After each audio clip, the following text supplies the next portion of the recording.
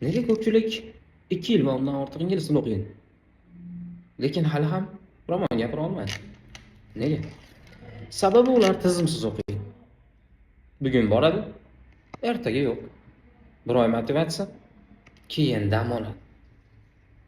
Reja yo'q, aniq maqsad yo'q, tanaffus, progress yo'q. Har safar yangi daftar, yangi kitob va yana boshidan. Lekin natija eski. Eski hammom, eski toz deganlaridek. Ingliz tili vaqt bilan emas, tizim bilan o'sadi. Agar siz har kuni lekin tizim bilan ishlasangiz, sizga 2 yil emas, 6 oy yetadi. Muammo vaqtda emas, muammo tizimda. Va muammo qobiliyatda emas, yondashuvda.